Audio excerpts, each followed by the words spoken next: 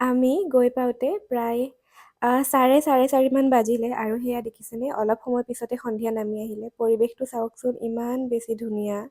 সন্ধিয়াৰ সময় সেই হালধীয়া সৰু সৰু লাইটকেইটা জ্বলি আছে আৰু ঠাণ্ডাও পৰিছে জানেনে ইমান ধুনীয়া পৰিৱেশটো আৰু মানে বহুত বেছি ভাল লাগিছে কি অলপ ঠাণ্ডাও আছিলে সেইখিনি সময়ত। আৰু এয়া হৈছে চাৰিওফালে ৰাতি ৰিজৰ্টখন ইমান বেছি ধুনীয়া লাগে আৰু মোৰ মানে সৰুৰ পৰা আশা আছিলে দেই আমাৰ ঘৰটো এনেকুৱা জেগাত কিয় নহ'লে মোৰ মানে পাহাৰীয়া জেগাবোৰ বহুত ভাল লাগে আৰু এয়া বাহিৰলৈ ওলাই গৈ পেলাই দেখিলোঁ যে ঘোৰ অন্ধকাৰ মানে ৰাস্তাত লাইট এটাও নাই একদম গাঁৱৰ ভিতৰত আছিলে ৰিজৰ্টখন আৰু খুব বেছি ধুনীয়া ইয়াতে মানে কি হয় গাঁৱৰ যিহেতু বহুত বেছি সুবিধা পোৱা নাযায় কিন্তু ৰিজৰ্টখনৰ ভিতৰত খোৱা বা থকাটো অকণমান এডজাষ্ট কৰিব লগা হয় তেওঁলোকৰ কমিউনিকেশ্যনটোৰ লগত অকণমান অসুবিধা হয় কিন্তু বুজাই দিলে বুজি পায় বাকী আপোনালোকে গৈ চাবচোন বহুত বেছি ধুনীয়া হয় নেক্সট পাৰ্টত লগ পাম আজিলৈ বাই বাই